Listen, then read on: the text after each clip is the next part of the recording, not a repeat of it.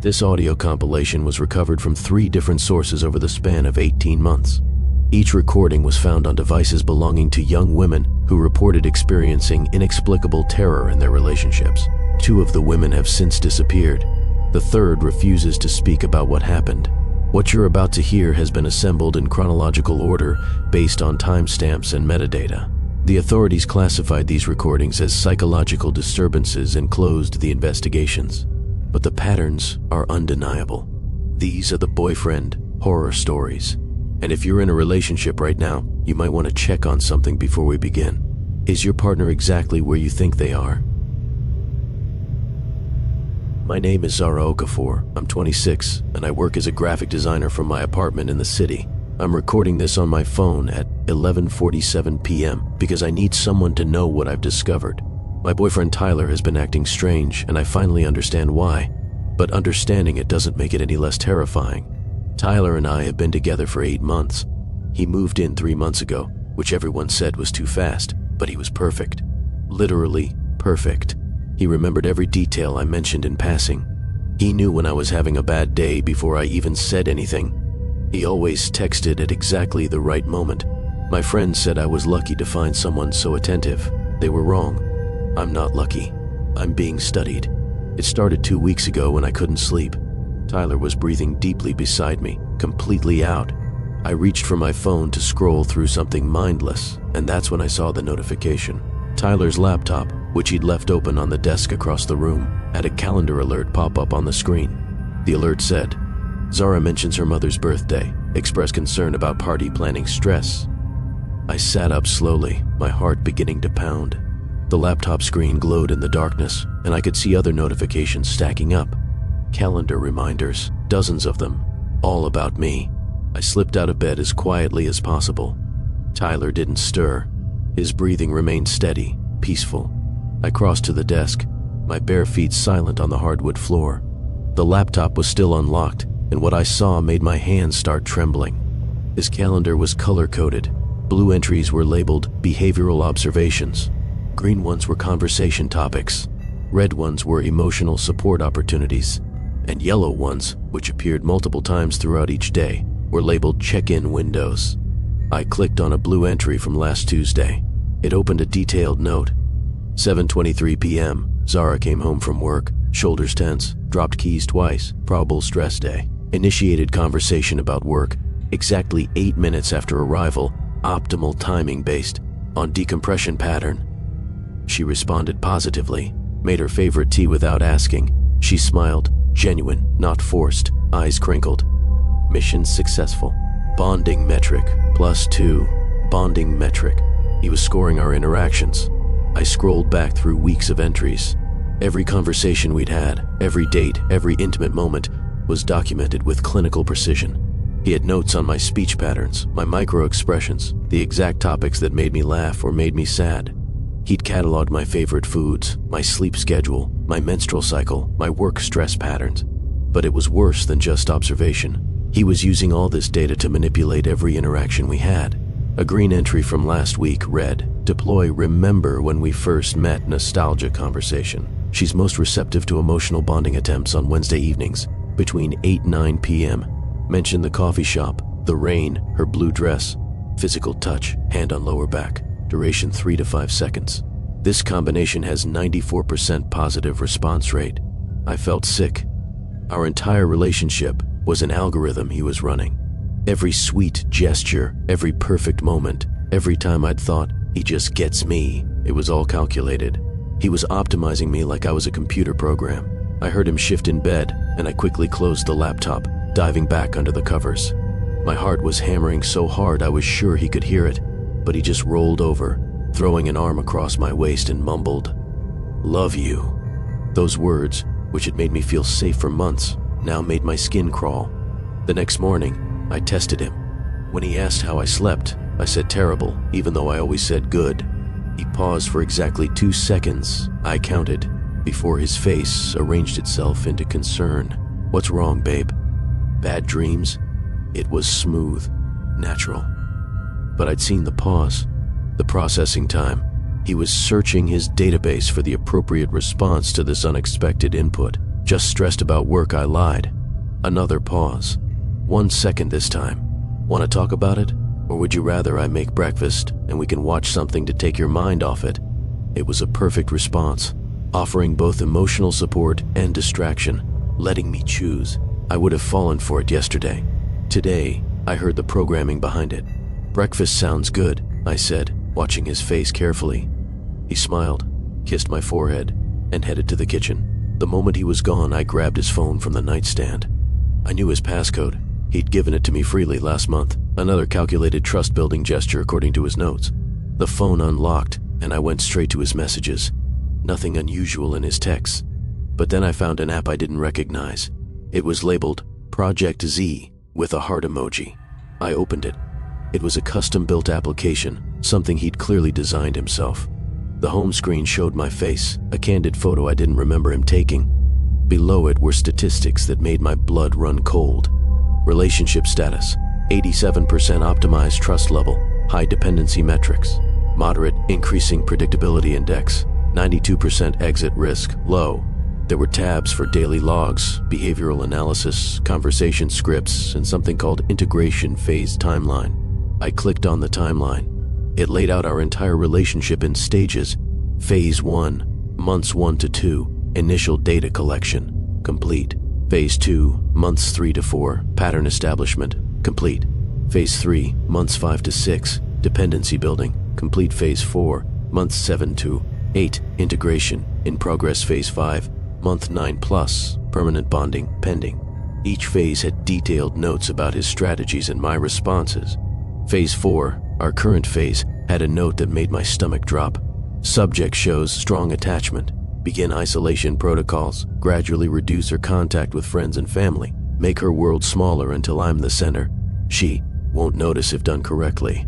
Already successfully created friction with her sister, CE birthday, incident, and her friend Maya. See girls' night cancellation. I thought about the fight I'd had with my sister last month. Tyler had been so supportive, so understanding. But looking back, he'd been the one to point out how dismissive she was being. He'd been the one to suggest I needed space from her negativity. And Maya, my best friend since college, we'd been inseparable until Tyler came along. Now we barely talked. Had he engineered that too? I heard his footsteps coming back down the hall. I locked his phone and placed it exactly where it had been, then grabbed my own phone and pretended to scroll through Instagram. "Pancakes are ready," he said, appearing in the doorway with that perfect smile. The smile I'd fallen in love with. The smile I now knew was weaponized. I spent that entire day pretending everything was normal while my mind raced. I smiled when he expected it, laughed at his jokes, let him hold me on the couch while we watched a movie. All the while, I was thinking about Phase 5, permanent bonding. What did that mean? That night, while he showered, I went back to his laptop. I found a folder labeled Phase 5 Research and opened it with shaking hands. Inside were dozens of documents, articles about marriage and domestic partnerships, information about joint bank accounts, property deeds, but also darker things, articles about gaslighting techniques, studies on learned helplessness, documents about legal rights and common law partnerships. And then I found the file that made me start this recording. It was a document titled Integration Protocol, Final Steps. The first line read, "Once Phase 5 begins, subject must believe leaving is either impossible or more frightening than staying. Use accumulated data to create comprehensive dependency. Exploit core fears and insecurities. Ensure complete psychological integration." Below that was a bullet-pointed list with my name at the top. Each bullet was a specific fear or insecurity he discovered about me, with detailed plans for how to exploit each one. My fear of abandonment from my dad leaving when I was young. He planned to create situations where I'd feel that fear, then position himself as the only person who'd never leave. My insecurity about my work. He had plans to subtly undermine my confidence while being my only source of validation. My anxiety about being alone. He was going to isolate me systematically until being with him felt like the only safe option. It was a blueprint for psychological imprisonment. The shower turned off. I had maybe 3 minutes before he came out. I photographed every document I could with my phone, my hands trembling so badly the images were blurry. I closed everything and moved back to the bed just as the bathroom door opened. He came out in a cloud of steam, towel around his waist, hair wet. He looked at me, and his expression changed immediately. "You okay? You look pale." I'd forgotten to arrange my face. He'd noticed the genuine emotion breaking through. "Just tired," I said, but my voice cracked. He came closer, sitting on the edge of the bed. "Zara, talk to me. What's wrong?" His voice was so concerned, so gentle. If I hadn't seen his notes, I would have believed it completely. But I had seen them. I knew this was just another script, another calculated response from his database of Zara management techniques. Nothing really, just a long day. He reached out to touch my face and I flinched. It was involuntary, and the moment I did it, I saw something flicker in his eyes. Not concern, not hurt, something colder, analytical. He was updating his data, recording this new behavior, calculating what it meant. "You've been acting strange since this morning," he said slowly. "Did something happen?" There was a new tone in his voice, not his usual warm, supportive boyfriend voice. This was different, harder, like he dropped a mask slightly. "I'm fine, Tyler. You're not." He was still holding my face, and his grip had tightened just slightly. "You can tell me. We don't have secrets, remember? We don't have secrets." He'd said that to me dozens of times. It was one of his recurring scripts designed to make me feel guilty about privacy, to ensure I told him everything while he documented it all. "I'm just tired," I repeated. He stared at me for a long moment. I could see him thinking, processing, trying to determine what had changed in his experiment. Then he smiled, but it didn't reach his eyes. "Okay, get some rest. I love you. Love you too," I whispered automatically and hated myself for it. He kissed my forehead and left the room. I heard him in the living room, the quiet sound of his laptop opening. He was checking his systems, looking for what might have tipped me off. How long before he realized I'd seen everything?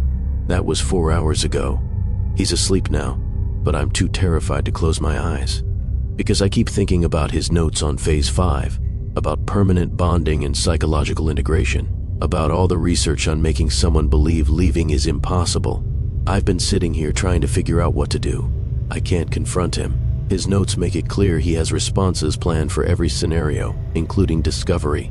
I can't just leave. He's documented enough about my habits, my passwords, my routines to make my life hell if he wants to. And I can't tell anyone because who would believe this? He's been so perfect in public, so charming. Everyone thinks he's ideal. That's the point, I realize now. That's always been the point. He spent 8 months making sure that if I ever tried to tell the truth, I'd sound crazy. He built a perfect public persona while systematically cataloging every vulnerability I have. I looked up narcissistic abuse while he slept, looked up sociopathic behavior. The articles describe patterns I recognize, but Tyler is worse. He's methodical, scientific.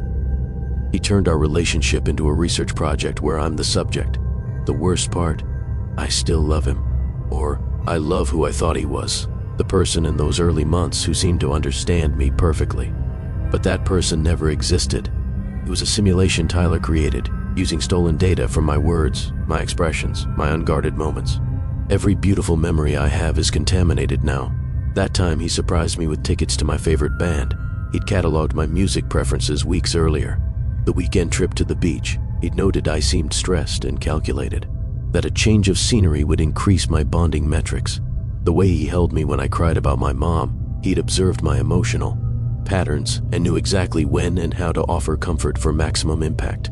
It was all programming, all manipulation, all designed to make me dependent on someone who was studying me like a lab rat. I need to leave, but I'm terrified. What if he has more documentation I haven't found? What if he's been recording more than just notes? What if leaving triggers some protocol I don't know about? But staying is impossible, because now I know the truth. Every time he looks at me, he's collecting data. Every time he touches me, he's executing a calculated strategy. Every time he says he loves me, he's running a program designed to keep me trapped. I'm going to pack a bag tomorrow while he's at work. I'm going to tell my sister everything, even though he's tried to drive us apart. I'm going to leave before he gets home. I'm recording this in case something happens, in case I can't leave, in case Phase 5 starts before I can escape. If you're listening to this and I'm missing, you'll know why. You'll know what he is. You'll know that the perfect boyfriend was actually a predator with a database. And if you're in a relationship with someone who seems too perfect, who understands you too well, who always knows exactly what you need, check their browser history, check their notes app, check for the data they're collecting while you think you're being loved. Because sometimes the person who seems to know you best is the person who's been studying you longest. Tyler just shifted in his sleep. He said my name. It sounded affectionate, but now I wonder, is he dreaming? Or is he practicing his scripts even in sleep? Optimizing his performance for tomorrow's interactions? I have to go. I have to get out. I have to. The recording cuts off abruptly. The timestamp shows 3:33 a.m. Zara's phone was found in her apartment 6 days later. Tyler reported her missing, giving police detailed information about her habits, her friend circle, her mental state. He was the perfect concerned boyfriend. The investigation found no evidence of foul play. Zara's bank account has not been accessed since the night of this recording. This is Elena Navarro. I'm 23 years old, and I need to document what's been happening before I forget. Before he makes me forget. I'm recording this at 4:17 a.m. because it's the only time I know I'm still myself. The only time I'm sure I'm awake. My boyfriend Kai has always been fascinated by dreams. He studies neuroscience at the university, specializing in sleep research and consciousness. When we met 9 months ago at a coffee shop near campus, he told me about his theories on lucid dreaming and shared consciousness. I thought it was romantic, the way his eyes lit up when he talked about the mysteries of the sleeping mind. I had no idea he was describing his plans for me. 3 months ago, Kai moved into my apartment. He'd been staying over most nights anyway, and it made financial sense. He was sweet about it, asking permission for every small change he wanted to make. Could he put his books on my shelf? Could he move his desk into the corner of the bedroom? Could he set up his research equipment? Just small stuff, he promised. Monitors and sensors for a project he was working on. I said yes to everything. Why wouldn't I? I loved him. I trusted him. The first time I realized something was wrong was 6 weeks ago. I woke up in the middle of the night with Kai sitting in his desk chair, watching me sleep. Not like a creepy way. He had his laptop open, and there were wires running. From his computer to small sensors he'd attached to my temples while I slept. "What are you doing?" I asked, my voice thick with sleep. He looked startled, then smiled that gentle smile I loved. "Sorry, babe. Didn't mean to wake you. Just running some readings for my research. Go back to sleep." "What kind of readings?" "Sleep architecture stuff. Brainwaves. It's fascinating. Your REM cycles are really unusual. Super deep. It's perfect for my study." I was too tired to ask more questions. The sensors felt light on my skin, barely there. And Kai had explained early in our relationship that he sometimes needed to collect sleep data for his research. I'd signed a consent form and everything. This was normal for him. I went back to sleep. But over the next few weeks, I started noticing things. I'd wake up exhausted even after 8 hours of sleep. My dreams became incredibly vivid, almost more real than my waking life. And strangest of all, I'd have conversations with Kai in my dreams, long detailed talks about my fears, my past, my deepest thoughts, and when I'd wake up and mention them, he'd know exactly what I was talking about. "You talk in your sleep," he'd explain. "You tell me the most interesting things." But it felt like more than sleep talking. It felt like he was in my dreams with me, like he was conducting interviews while I slept. Then I started losing time. I'd be getting ready for bed at 11 p.m., and suddenly it would be 3 a.m. and I'd be in a different position, wearing different pajamas, with no memory of the hours in between. Kai would be at his desk, typing rapidly on his laptop, those sensors next to him on the table. "Did I sleepwalk?" I'd ask. "A little," he'd say. "Nothing to worry about. You're fine." But I didn't feel fine. I felt like parts of my night were being stolen. Last week, I decided to find out what was really happening. I waited until Kai left for class, then I went to his laptop.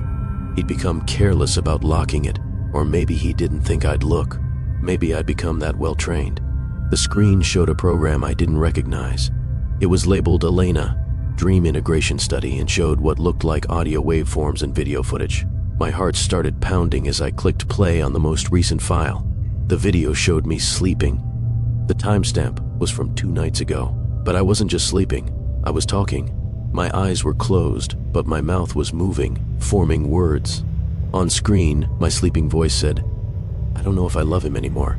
Sometimes I think about leaving." The camera angle shifted. and I could see Kai sitting next to the bed, holding what looked like a small microphone. His voice, very quiet, asked, "Why do you want to leave, Elena?"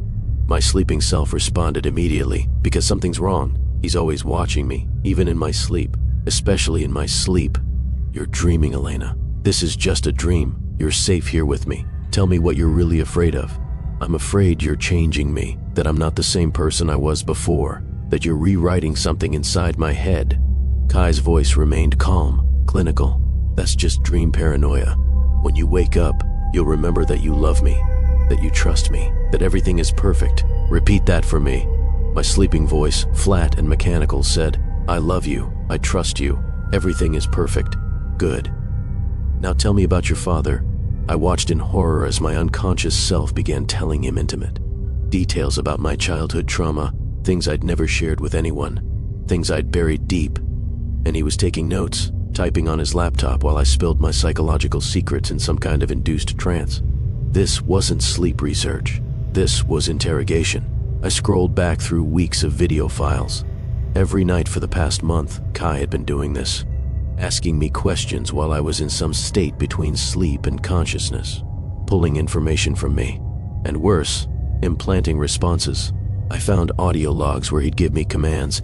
"Tomorrow, you'll want to stay home instead of meeting your friends. You'll tell them you're tired." And the next day, I had done exactly that. "You'll start to forget your dreams. They make you anxious. Better to let them fade." And I had stopped remembering my dreams, stopped mentioning them. "You're happiest when you're here with me. Everywhere else feels uncomfortable." And I had been declining invitations, choosing to stay home more and more. He was programming me, using my own sleep cycles to reprogram my thoughts, my preferences, my memories. I found a document titled Thesis Proposal, Direct Neural Manipulation Through Induced Somnambulistic States. My name appeared throughout, but not as girlfriend or partner. I was listed as primary test subject. The abstract made me want to vomit. This study explores the possibility of personality modification through sustained hypnotic suggestion during vulnerable sleep states. Subject Elena N. has shown remarkable susceptibility to deep trance induction. Over 8 weeks of nightly sessions, measurable changes have been observed in subjects. Behavioral patterns, emotional responses, and memory consolidation. Preliminary results suggest the possibility of creating lasting personality changes through consistent sleep state intervention. He was using me for his thesis, turning me into a controlled experiment in human consciousness manipulation. And I'd been sleeping through my own mental colonization. I kept searching his files, finding worse and worse things. He had plans for phase 2, deeper intervention, targeting core beliefs and identity structures. He wanted to see if he could make me forget who I was before I met him. There was a video file labeled Best Results that I almost didn't watch, but I needed to know. It showed me sleeping, but this time my eyes were partially open, showing only whites. Kai's voice was steady, hypnotic. "Who are you, Elena?" My sleeping voice responded in a monotone. "I don't know." "Who do you belong to?" "You. What do you want?" "To sleep, to dream what you tell me to dream, to become who you need me to be." "Perfect," Kai said on the recording, and I could hear the satisfaction in his voice. "You're so perfect like this, so open, so malleable. When you wake up, you won't remember this conversation, but you'll feel closer to me. You'll need me more. You'll trust me completely. Do you understand?" "I understand." "Good girl. Now tell me about your friend Iris. I need you to stop seeing her. She makes you doubt me." And my sleeping self had told him about Iris, about our friendship, about every vulnerability Iris had that Kai could exploit to drive us apart, which he had done. 3 weeks ago, Iris and I had a falling out over something I couldn't even remember clearly now. Something that had seemed so important at the time but now felt fuzzy, like a dream I'd tried to recall too late. He'd made me betray my best friend while I slept. I heard keys in the door. Kai was back early. I closed the laptop quickly and pretended to be doing laundry when he walked in. "Hey, babe," he said, kissing my cheek. "You okay? You look stressed." Did I look stressed? Or had he just programmed me to always look stressed so he could always be the one to comfort me? "Just tired," I said, and I hated how automatic that response had become. "You've been really tired lately. Maybe you should see a doctor?" Was I actually tired, or had he been suggesting tiredness to me every night for weeks? How much of what I felt was real anymore? That night, I pretended to take my usual sleep medication, vitamins. I thought that Kai had been giving me to help me sleep better, but I palmed the pills and only pretended to swallow. I got into bed like normal, let him attach his sensors to my temples like normal, and forced my breathing to slow like normal. But I didn't sleep. I kept my eyes closed and my body still, fighting every instinct to move or react to what I heard. I felt Kai settle into his chair next to the bed, heard his laptop open, heard him typing notes. Then his voice, soft and measured. "Elena, can you hear me?" I didn't respond, keeping my breath steady. "Elena, sink deeper. You're safe. You're in that comfortable place between sleep and waking. Respond if you can hear me." I stayed silent, but my heart was racing. Would he notice? Could his sensors detect that I was faking? "Interesting," he muttered. "Elevated heart rate, but no REM indicators. Are you awake, Elena? Or are you just having an anxious dream?" I felt his hand on my arm, shaking gently. "Elena?" I forced myself to remain limp, to keep breathing steadily. After a moment, he made a thoughtful sound. "Your baseline anxiety has been increasing. The programming may be breaking down, or you're developing resistance." Fascinating. Programming. He said it so casually, like I was a computer he was coding. I heard him typing more notes. "Subject may be approaching integration limit. Consider advancing to phase 2 ahead of schedule. Memory modification protocols may be necessary to maintain control." Memory modification. He wanted to erase my memories, replace them with whatever narrative he was constructing. "For tonight," he said, and his voice took on that hypnotic quality I'd heard in the recordings. "Let's do some maintenance. Elena, even though you can't hear me consciously, your subconscious is listening. Tomorrow, you're going to feel grateful. You're going to look at me and remember why you love me. You're going to forget the doubts. They're just dream anxieties, not real concerns. They'll fade like morning fog." He continued this for 20 minutes, layering suggestion after suggestion, telling my sleeping brain to dismiss my fears, to trust him, to need him, to forget anything that might make me question him. And the terrifying thing was, I could feel it working. Even knowing it was manipulation, even being awake and aware, part of my brain wanted to accept his words, wanted to believe him. The repetition, the tone, the vulnerable state between sleep and consciousness. It was designed to bypass critical thinking. How many nights had this worked completely? Finally, he stopped talking. I heard him remove the sensors from my temples, heard him get into bed beside me, felt his arm drape across my waist in what anyone else would think was an affectionate gesture. But I knew the truth now. This wasn't a relationship. It was an experiment. I wasn't his girlfriend. I was his research subject. And every night, he put me under and rewrote pieces of my personality like editing a document. I waited until his breathing deepened into genuine sleep. Then I carefully, slowly extracted myself from his arm. I grabbed my phone and locked myself in the bathroom. I'm recording this now because I need proof, because I'm terrified that if I confront him, he'll convince me I'm wrong. He's had weeks to program responses into me. What if I can't trust my own reactions anymore? What if the part of me that wants to believe him, that wants to think I'm being paranoid, is just more of his programming? I checked my bank app. He'd been suggesting I add him to my accounts for emergencies. I'd been about to do it before I found his files. What if I had? What if phase 2 included financial control? I looked at my recent call history. I barely call anyone anymore. All my texts are with Kai. When did I become so isolated? Was that organic or orchestrated? I don't know what's real anymore. How much of my personality is authentically mine, and how much has been edited during those nightly sessions? Do I actually like the foods I think I like, or did he suggest those preferences? Are my opinions my own, or his implants? The worst part is, I still feel love when I look at him. But is that love real, or is it the most sophisticated programming of all? Did he make me love him by repeatedly suggesting it while I was in a vulnerable trance state? I need to leave, but I'm afraid. What if the programming is so deep that I physically can't leave? What if trying to go triggers some response he's installed? What if I walk out the door and find myself turning around, walking back, unable to explain why? He has another sleep study session scheduled tomorrow night at the university lab. He mentioned it last week. That's my window. While he's gone, I'll pack and leave. I'll go to my sister's place 3 states away. I'll get as far from him as possible before he realizes I'm gone. But I'm recording this first, because I need evidence. I need proof that I'm not insane. that this really happened, that someone was systematically entering my sleeping mind and rearranging the furniture of my consciousness. If something happens to me, if I disappear, or if I suddenly decide to stay with him despite everything, someone needs to know the truth. Elena Navarro was being reprogrammed. Her boyfriend was using sleep research techniques to modify her personality without consent. She tried to leave. And if you're listening to this because I didn't make it out, then I want you to know something. Check on people who seem to change too much in relationships. People who become different, smaller, more compliant. People who isolate themselves and claim it's their choice. Maybe they're being programmed. Maybe someone is using their sleeping hours to hack their consciousness. Maybe they need help but can't ask for it because they don't even remember who they used to be. I used to be Elena Navarro.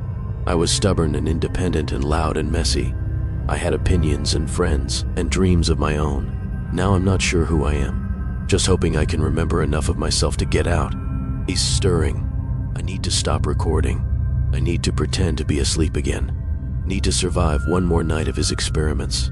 Tomorrow, I'll either escape or I'll become whoever he's trying to make me. I'll try to remember to choose escape. But what if he's already programmed me to stay? What if the Elena who wants to leave is the dream, and the compliant, controlled version is what I'm becoming? The recording ends. Elena's sister reported receiving a strange text message from Elena's number the following day. Changed my mind. Staying with Kai. Don't contact me anymore. I'm happy. The message didn't sound like Elena's writing style, her sister said. Too flat. Too simple. Elena's social media went silent. Her phone number was disconnected 2 weeks later.